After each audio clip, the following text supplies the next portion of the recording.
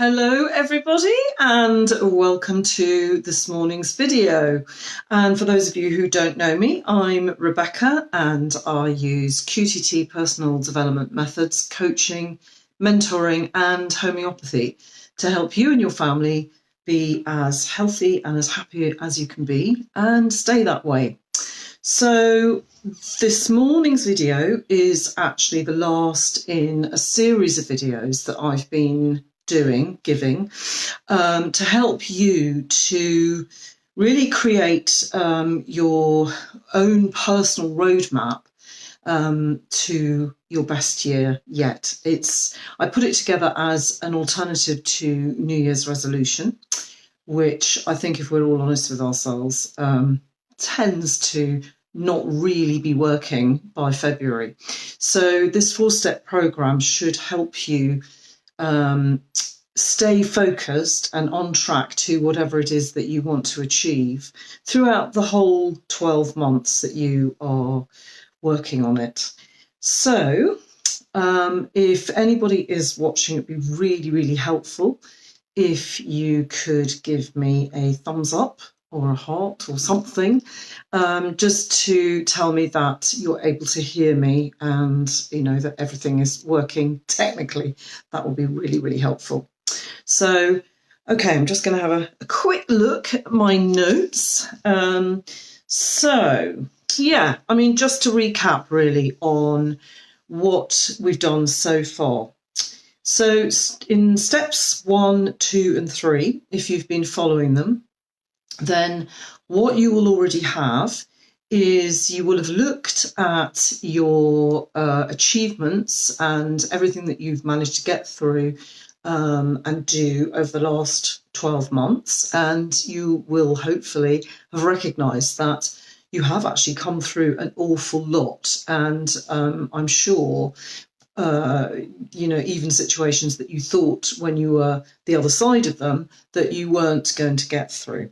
So that was about celebrating the resources that you have within yourself in order to get through things. So that was step 1. And step 2 was very much about identifying the vehicle that's going to take you through whatever it is that you want to do over the next year or so. So that was about thinking about how you want to feel and making sure that all your decision making was in line with that feeling. And the next thing was, the next step, was about identifying a really strong driver. So, or fuel, or however you want to look at it, whatever the analogy works for you. But basically, it was about thinking about why you're doing what you're doing, or why you want what you want to achieve. And if that why is strong enough, then it will carry you through when the situation gets a little bit rough. So that's what you were working on from the last video. So I hope that you've all managed to identify a really strong why.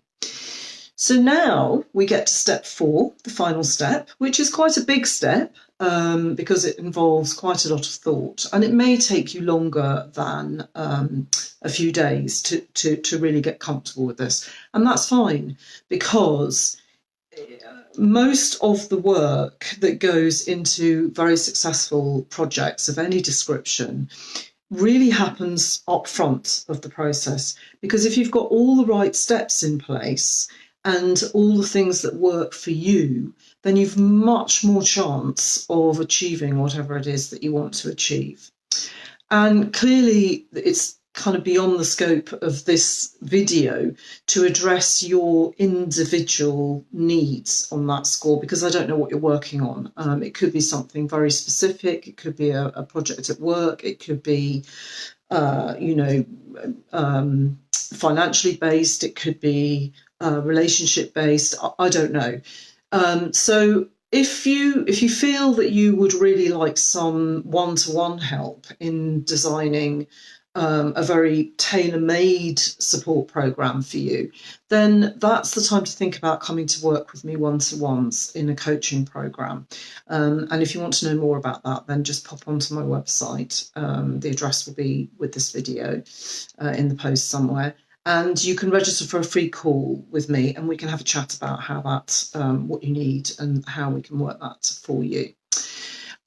So what I'm going to give you today is kind of broad brushstrokes, and they are very helpful, and you can do your own program just by using these steps. But if you feel that you do need more help, as I say, I'm here for you. So, okay. So the first question to ask yourself, and hopefully you can ask yourself these questions and be able to answer them. And actually the first couple you've kind of answered already, but we're just going to do a recap. So, first question to ask is, what do I want to achieve? And why, really? And obviously, if you've done the steps, the previous videos with me, you should be able to answer that quite quickly. And why am I repeating it? Well, because it's always good to take stock, and because we've had a little bit of a time gap between all the steps, it's good to just remind yourself and remind your subconscious as well as your conscious mind, this is where I'm going, this is what I'm doing.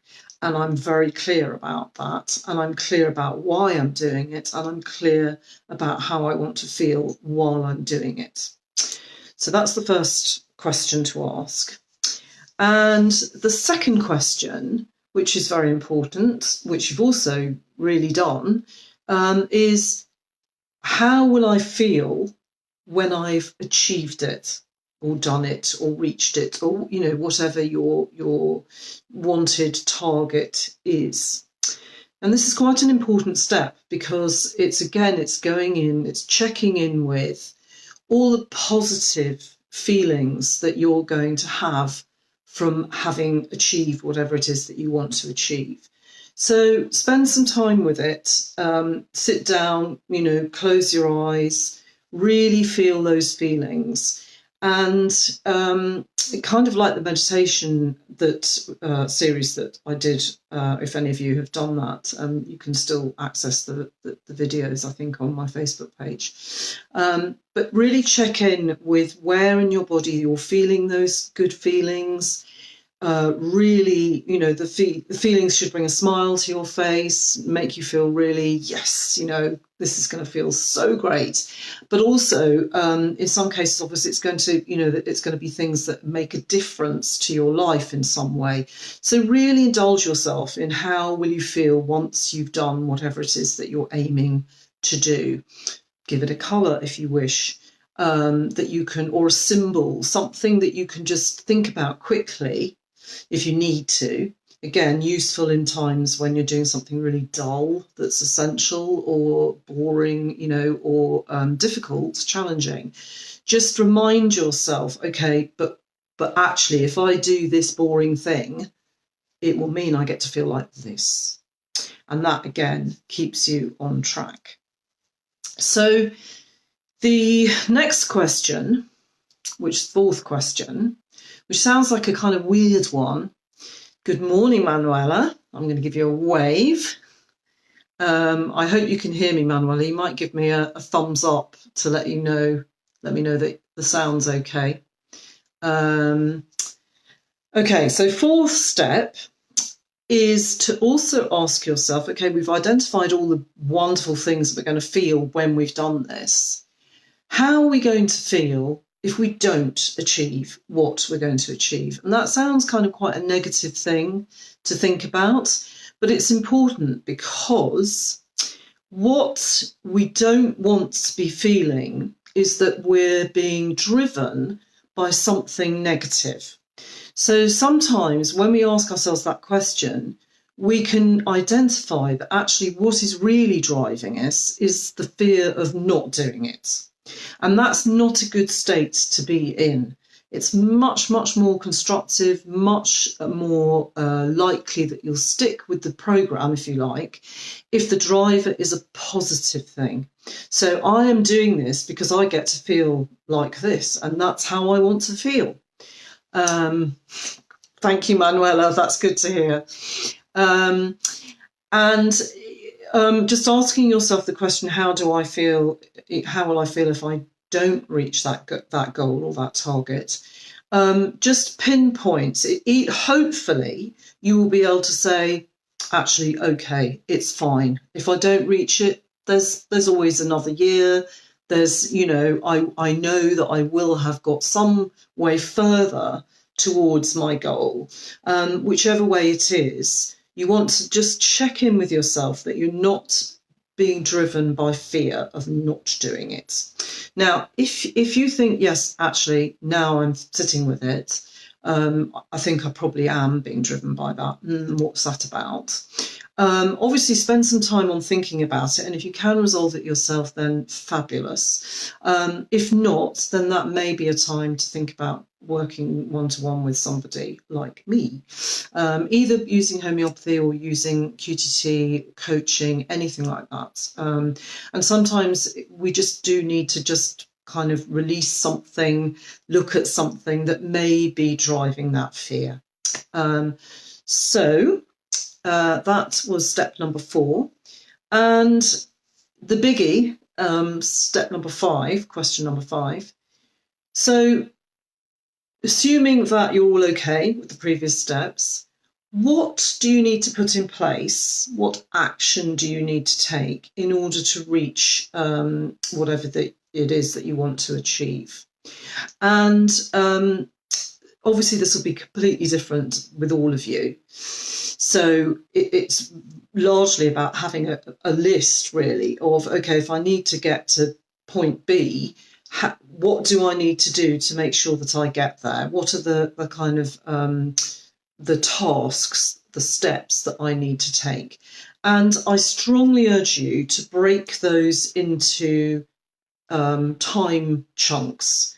So when you think about each step, think about, well, how long is that going to take realistically? Is that something that I need to work on every day, or is it something that I need to just set aside time on a weekly basis, or is it a one-off task? So just make a list of all those things that you need to do to achieve whatever you want to achieve. So I know I had a note against that.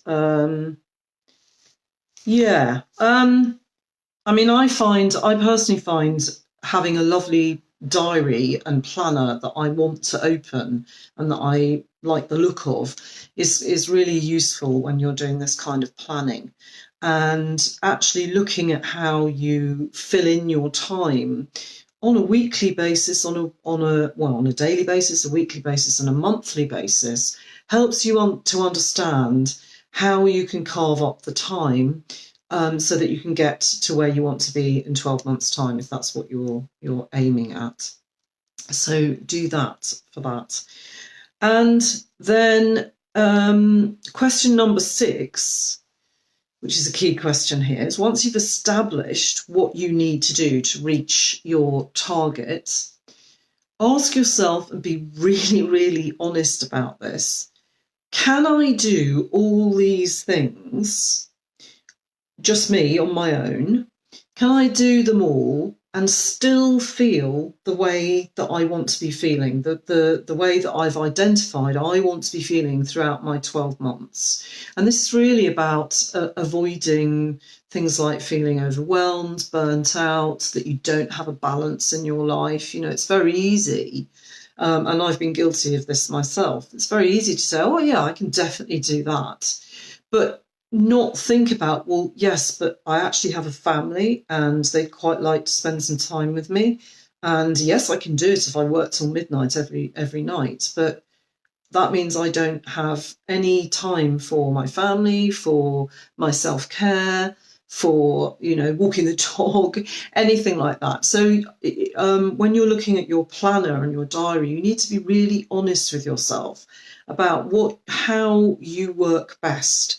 and what things are going to tip you into possibly being a bit burnt out and taking that out on everybody around you.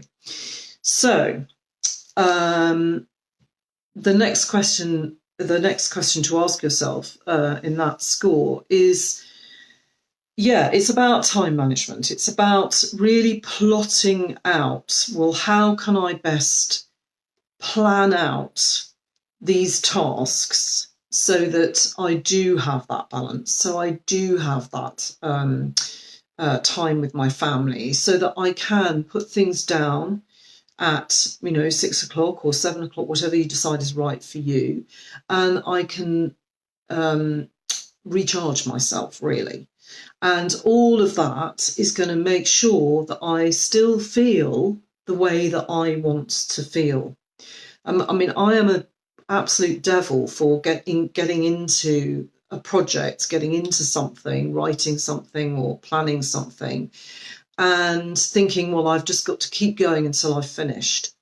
I actually learned a long time ago that I must never, ever publish anything for a start if I've worked like that, because the amount of just simple grammatical and spelling mistakes that are in there, if I don't check it the next day, is not good. Apart from anything else, things don't make as much sense as you think they do when you're working like that. And what's very, very clear to you is maybe not so clear to the reader. So that's just one example. Just watch how you work, so that what you're producing and the way that you're working is always to the best of your ability. And most of the time, it's actually more productive to stop before you get to that exhaustion state and then revisit it the next day with a fresh pair of eyes. So scheduling and planning, really important. So when you've asked yourself the question, can I do all these things myself? The next question to ask is, well, okay, if your answer is, well, actually no, because I've got other things that I need to do. So do you need a partner? Do you need to delegate? Do you need to look at outsourcing anything that you can outsource? And that doesn't have to be paid outsourcing. It can be asking friends who owe you a favour. It can be about swapping resources with somebody. It can be about just talking to people who have done this maybe before and saying, actually, can you give me any tips here?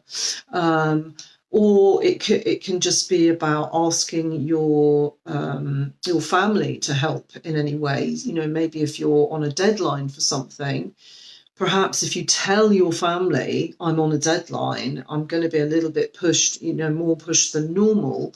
It's about asking for help and just saying, do you think between you could cook a meal one night a week, or you could, do the chores that I normally do, or walk the dog for this week, or whatever it is. It's important to recognise when we need help and to be not afraid to ask for it.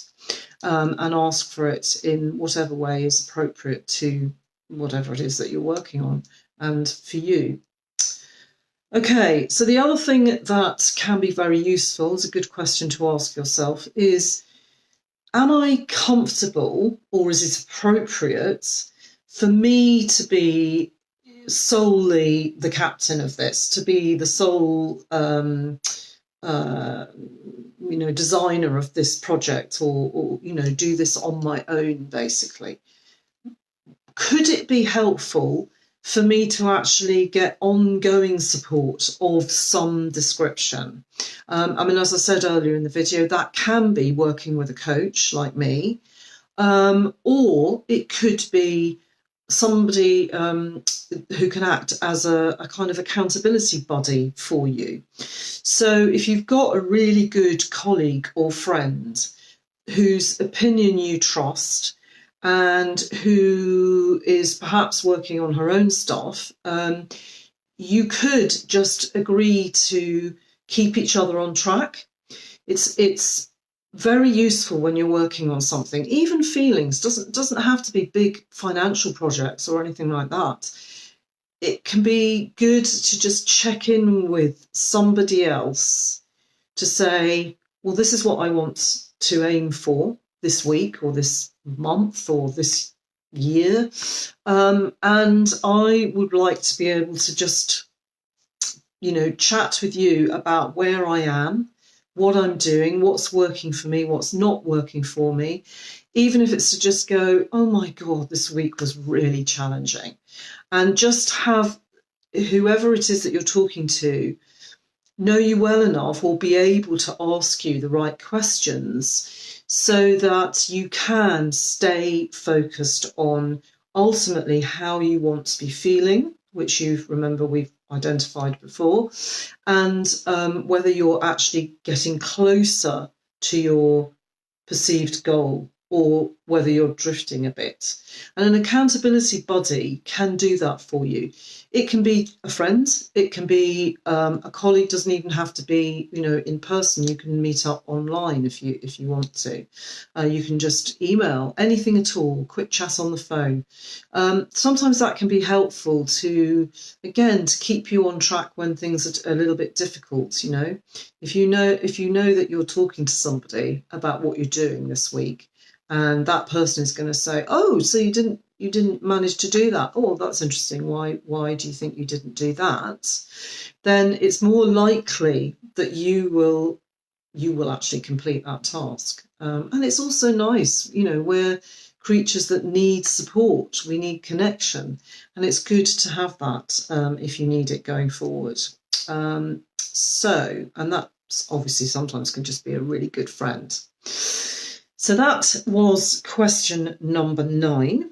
Question number 10 is really about putting things in place that are going to support you achieving that balance and helping you to feel whatever it is that you have identified that you want to feel. And that is really about self-care. And it's very easy to lose the importance of this. If you're a mum and you're working on your parenting skills or your ability to relate to your family, your children, that kind of stuff, how are you going to actually do what you want to do and achieve what you want to achieve without caring for yourself? You are the primary example to your children. So if nothing else, then you want to give them a really good example of how to live their own lives. So taking the time to make sure that you are able to deal with anything that comes up calmly, lovingly, in control of your reactions, and really showing your children that it's not a problem and that there is a solution and it'll all be okay, then you want to take care of yourself. You're not going to be able to do that unless you care for yourself. So it's very important investment in you as a good parent. Of course, that also applies if you're a business owner. If you're a sole business owner, no business without you. So part of your investment is making sure that you are able to function to the best of your ability. So self-care, very important in all cases. So that's again going back to the diary and the planner and the schedule. When you're at that stage, make sure that you actually allow in your timings something on a daily basis. I really would recommend that, even if it's 10 minutes, something that is ensuring that you are focusing on yourself and your own self-care needs. Excuse me. Now, that again is individual. For me, I like to start my day with some kind of either Qigong practice, because I love it, and that's kind of meditative as well. It's checking in with how I'm feeling physically and emotionally, and just rebalancing and getting ready for the day. It can be just 10 minutes of a quick, simple meditation, which in essence does the same thing, checking in with yourself, making sure that you feel good and that you feel protected, and that you have a kind of protection bubble around you, if you like, and you can cope with what the day is bringing. It could be that you get great peace and calm by walking the dog every morning or having a run every morning. Just make sure that there is something in place for you on a daily basis, and then also on a more a weekly or a monthly basis. Something else I do as part of my ongoing maintenance, if you like, my self-care program, is that I go and see a craniosacral practitioner every 6 weeks. And I find that if I do that, then I don't actually have the crises. I don't need to wait until I'm in agony and my back is terrible and I'm, suffering all sorts of aches and pains, and then have to go and see somebody on a daily basis or a weekly basis to get back on track. So I find that, prevention is always better than cure. It's cheaper than cure. It's easier than cure. So if you put some kind of maintenance program, self-care maintenance program in place that works for you, then you're much more likely to stay focused on what you want to achieve. Good morning, Mary, and you're very welcome. So we're almost at the end of the questions that you need to ask. That was question number 10. So I hope that all of those questions are going to be helpful to you. I'd love to hear if you have any feedback yourself, or if you have any questions to ask, or indeed if you've watched all 4 videos and you're starting to see some results from implementing them, then I'd love to hear from you. Do pop your comments in the comment thread, and I'm going to be continuing these videos, not for this theme, because this was an opener for the year, but every Monday I'm going to be popping in and setting a theme for the week, which will help you to feel really positive and calm and relaxed and in control as much as possible. So do join me every Monday for that. If you've liked the videos, if you found them useful, then please do let me know. I'd love to hear from you. And if you're interested in working with me further, maybe on a one-to-one basis, either using coaching or QTT, then do pop onto the website. The address is in the post with this video, and we can put together a much more bespoke program for your needs, or we can help you get over whatever you've identified as perhaps holding you up from achieving what you want to achieve. But hopefully you'll find these very useful in designing your own personal roadmap and creating your best year yet. Thank you so much for watching, and I wish all of you a fantastic life. Okay, thanks very much. Bye.